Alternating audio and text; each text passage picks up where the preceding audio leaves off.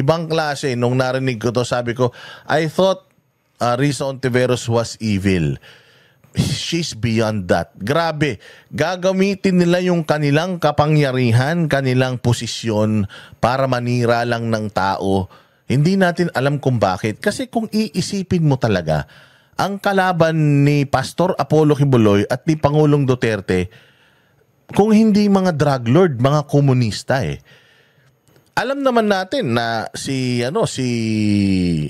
Risa Ontiveros is proud na sosyalista, socialist ang tawag nila sa sarili nila eh. At ang mga socialist often nauugnay yan sa mga makakaliwa. At yung mga makakaliwa naman nauugnay sa mga komunista. At yung mga komunista naman nauugnay sa mga terorista. Hindi ba? So malayo pa sila doon sa pagiging terorista, pero yun ang leaning nila. Oo, nasa sila, makabayan. Hindi ba? Nagtataka ako, bakit nila tinarget si Pastor Apollo Kibuloy at bakit naintindihan ko kung bakit tinatarget si Pangulong Duterte. Pero hinahanapan ko bakit tinarget ang SMNI, bakit tinarget si Pastor Apollo Kibuloy. Unang-una sa lahat, man of faith, 'di ba? Nagpapakalat ng gospel of Jesus diyan sa Biblia. Nagtuturo sa mga tao ng maayos na pamumuhay, nakatulong sa gobyerno. Bakit tinatarget? Isa lang naman ang nakita ko na talagang focused si Pastor Apollo Kibuloy na banggain eh. Yan ang komunistang CPP, NPA, NDF. So, isa ba itong ginagawa ni Risa Ontiveros na ganti para sa CPP, NPA, NDF? Because as far as I know, wala silang away ni Risa Ontiveros ng matindi. Bakit pinipersonal ni Risa Ontiveros itong si Pastor Apollo Kibuloy? Dito natin malalaman lahat sa revelasyon na to, kaya ipi-play na natin. Makinig kayo at seryosong-seryoso po ito dahil medyo delikado po talaga yung mga information na makukuha natin dito, and hindi natin alam kung anong aksyon ang gagawin na naman nila. Una, para gipitin kami na mga magpapahayag, at saka na naman yung Kingdom of Jesus Christ, gigipitin na naman nila yan. Si Pastor Apollo Kibuloy nakakulong ngayon, gigipitin na naman nila yan. Dito talaga magkakaalaman sa mga sasabihin ng batang ito, kasi yung sinumpaang salaysay ng batang ito, yung talagang nagdiin sa Kingdom of Jesus Christ sa kinasasadlakan nila, at yun ang mga naging rason kung bakit pinasok yung mga properties nila Hindi ba? At may mga namatay pa nga. Nagkaroon ng human rights violation, paghuhukay, and so on and so forth. The list of yung human rights violation goes on and on. Dahil yan sa Senate inquiry ni Risa Ontiveros at dahil sa testimonya ng batang ito.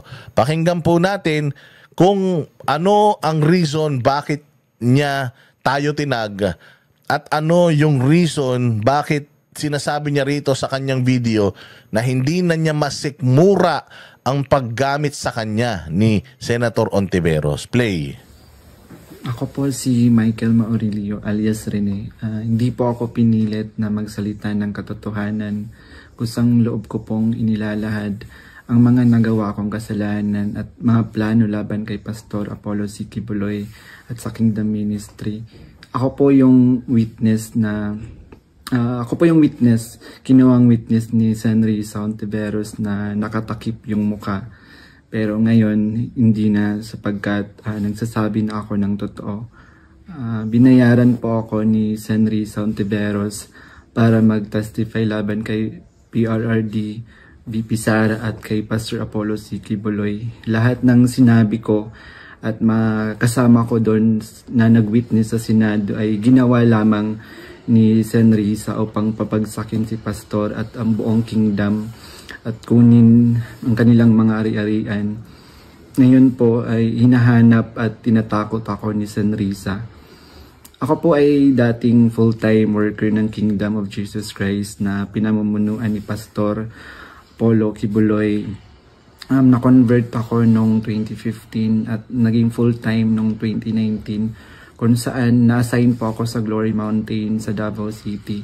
Lumabas po ako ng 2021, ngunit nagpaalam po ako ng maayos At pinayagan naman ako ng Kingdom dahil may balak po akong bumalik pagkatapos ng ilang taon. Noong January 2024, nag-vlog po ako kasama ang isang ex-full-time na si Lawrence Capuno dahil nagsimula na noon yung unang pagdinig na sa Senado sa pangunguna ni Senrisa Ontiveros tungkol sa mga aligasyon ng sexual abuse at human trafficking na isinampalaban kay Pastor Apollo Kibuloy. Sa vlog na yun... Ayan na, so sinasabi niya dito na siya po ay lumabas. Kusa siyang lumabas at nangangarap pa siya na makabalik sa loob. Okay? Kasi dyan sa Kingdom of Jesus Christ, meron silang members at saka meron silang mga full-time miracle workers. Yung mga full-time miracle workers nila, yan ay nasa loob. Ina-assess yan. Hindi yan basta makapasok ka doon, hindi. May application yan. Mayroong application, mayroong mga pagsusulit, may mga pagsusuri, may mga vetting, may mga background checking. So, kapag ikaw ay pumasa, itong batang ito, I think 2 beses or 3 beses na siyang bumabagsak, hindi pumapasa. And nakapasa siya. Kasi babagsak ka lang dyan kapag nakita ng pamunuan na hindi ka pa ready doon sa task ng isang pagiging miracle worker. Kasi nga, kapag ikaw ay naging miracle worker na, wala na lahat sa'yo. Wala ka nang, tatanggalin na nila lahat sa'yo. Yung value, yung ng material na bagay, yung carnalism, yung pagiging carnal, yung kasi ang nature ng tao is carnal eh.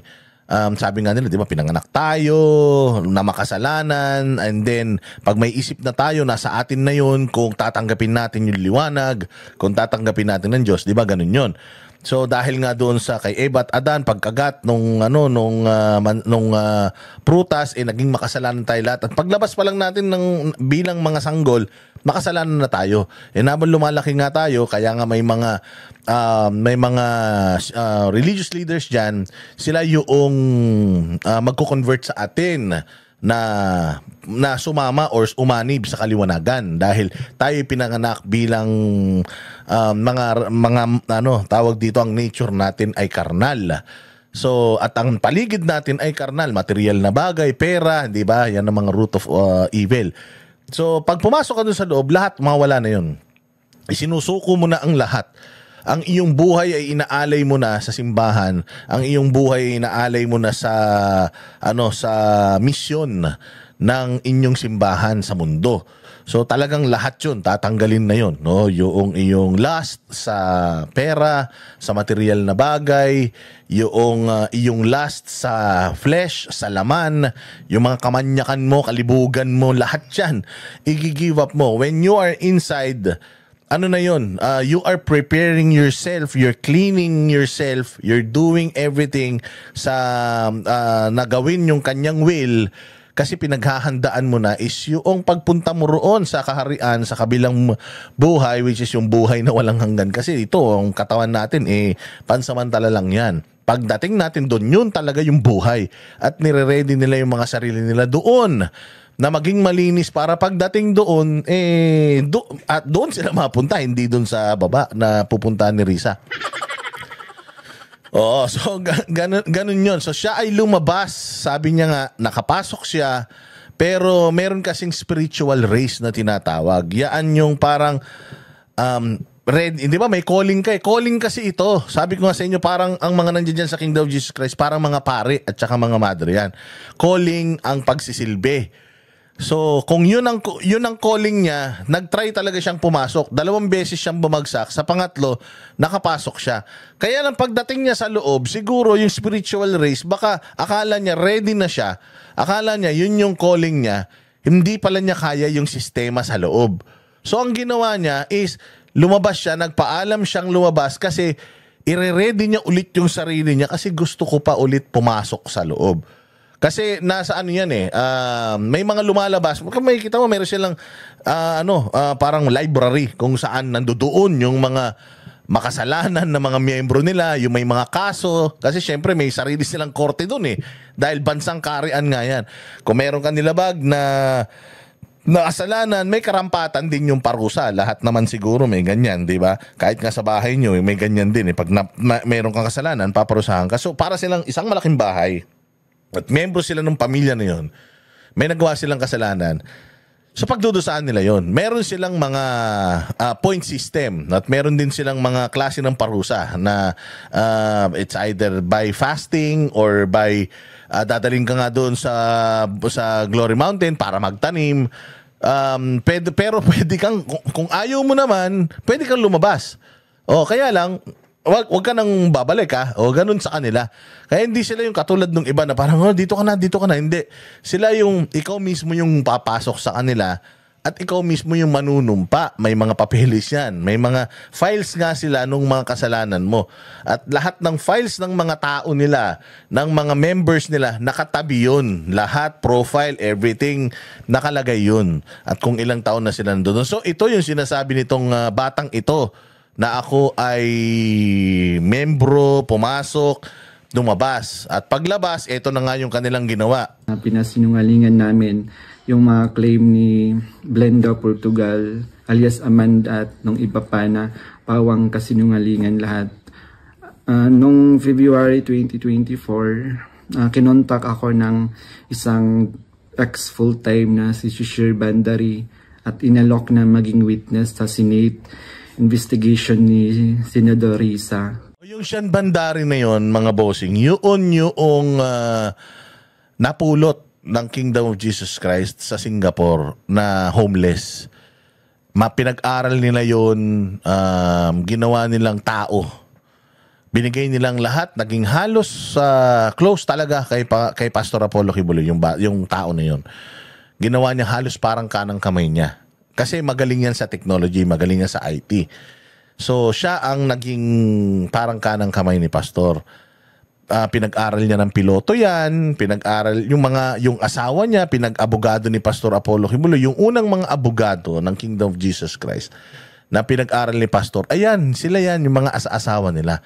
So, kasi nga dyan sa loob, hindi naman talaga bawal mag-asawa eh. Kailangan lang talaga nasa ayos lahat at saka approved ng lahat yung inyong pag-iibigan. So, ang suma total, itong taong ito, itong Nepalese na ito, tiwalang-tiwala si Pastor Apollo Kibuloy sa kanya. Yung pala, magnanakaw ito. Oo, nasilaw siya sa pera. Na akala niya na dahil nga nakadikit siya kay Pastor, alam niya lahat ng ginagawa ni Pastor. Saan siya nakapunta si Pastor, nandoon siya. Saan nag-fellowship si Pastor, nandoon siya. Saan bansa si Pastor, nandoon siya. So alam niya na yung routine and alam niya kung ano yung ginagawa ni Pastor. Naghangad siya. Sabi niya, kaya ko to. Kaya kong gawin to. Yung mga ginagawa ni Pastor, kaya ko din. Kasi matalino talaga siya. Kaya nga sabi niya, aagawin ko to sa kanya. So ang unang ginawa nila is meron kasing aviation ang Kingdom of Jesus Christ. Ninanakaw niya na yung pera doon sa aviation. Tapos habang yung pamilya niya, ninanakaw naman yung pera ng Jose Maria College. Mantakin nyo, daan-daang milyon yung mga itinransfer nila sa mga bangko nila. Nagugulat sila. Nagugulat yung kingdom na parang hindi kumikita yung mga businesses.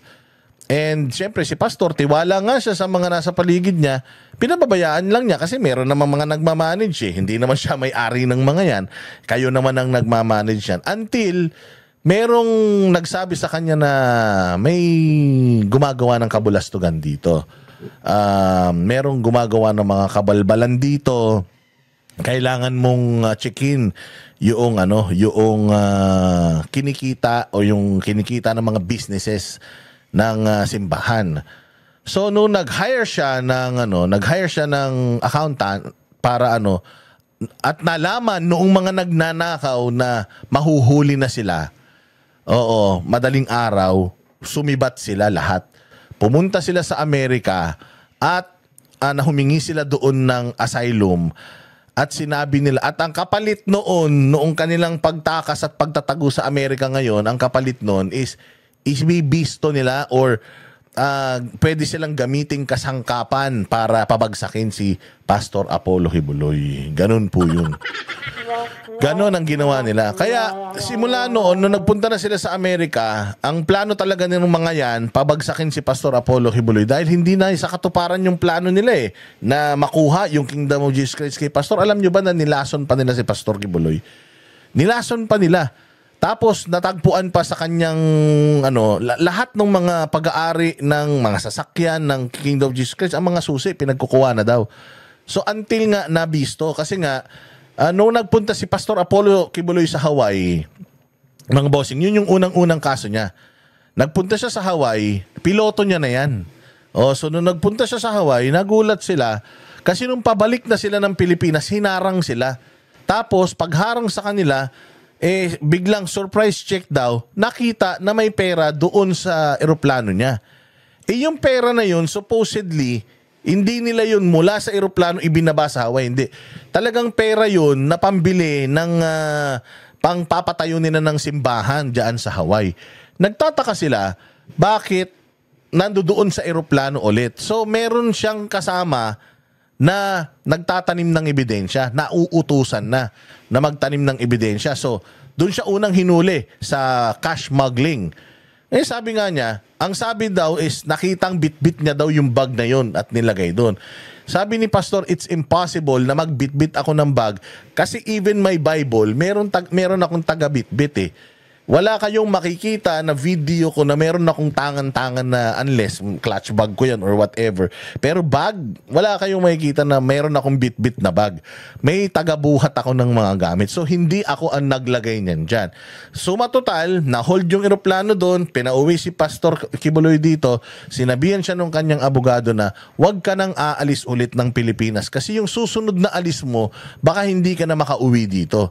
Kasi na nila na nakikipagkutsabahan na yung mga tao na ito, itong Nepalese na ito at yung pamilya niya na tumakas, nakikipagsabuatan na. Una sa Amerika, kumukuha na sila ng mga tao doon na binabayaran para tumistigo against sa kanya. Hindi na siya makabalik sa Amerika para makapag-evangelize or makapag-preach at ma-freeze yung mga assets niya doon. Dahil yun nga yung sinasabi ni Donald Trump noong nagkaroon noong senador na yung mga simbahan sa Amerika na hindi sa kanila, na sa ibang lahi, yun talaga ang tinatarget nila. Gusto nilang i-freeze yung mga assets na yan dahil ang KOJC sa Amerika, napakadami po nilang pag-aari doon. Napakalaki po ng simbahan nila doon sa Amerika at finreeze yun dahil dyan sa mga akusasyon na yan ng human trafficking. Sabi ko nga, yung kaso dito, Xerox copy ng kaso doon na na-dismiss na yung mga kaso doon. Okay, so same thing, itong bandari na ito, tinatap yung mga lumalabas na mga members ng kingdom, lalong-lalo na yung pinatalsik dahil sa mga kasalanan, iniisa-isa niya yung tinatawagan para magtestigo against kay Pastor Apollo Kibuloy. I am not sure kung itong bandari na to at itong si Risa Ontiveros are talking para mabuo itong Senate inquiry na ito, pero nabuo yung Senate inquiry at sinasabi nung batang ito na the person whom called him was the bandari guy na Nepalese na unang nagtraidor at gustong pumatay kay Pastor Apollo Kibuloy to take over yung Kingdom of Jesus Christ. Diretso. Kapalit ng financial assistance, pumayag ako dahil sa panahon din yun, nangangailangan din ako ng pera. Binigyan ako ni share ng email ng opisina ni Sen. Risa upang magpadala ng formal na email kahit anong aking sabihin daw. Sabi niya kapag nakipag-usap ako sa kanila, sabihin ko lamang na taga-kingdom ako at lumabas na sa ministry at idagdag ko daw na sinasaktan ako ni Pastor. So sa aking email, sinabi ko doon na galing ako sa kingdom at lumabas noong 2021. Ilang araw pagkatapos noon, So ang sinasabi niya na siya po ay nag-email sa email address ni Risa Ontiveros. Okay?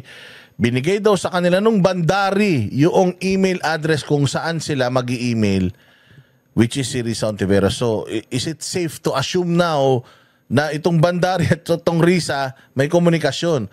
At kung itong bandari ay kinukumpasan ng Amerika anong ibig sabihin noon na nakikipag-collaborate itong Risa sa bandari na yun. Yun ayon dito sa video na to, ini-interpret lang natin. At yun nga mga kababayan, anong masasabi niyo sa balitang ito? Maaring ihayag ang inyong opinyon at kuro-kuro sa comment section sa ibaba. Huwag din kalimutang mag-like, mag-subscribe at mag-share sa bidyong ito. Maraming salamat sa panonood.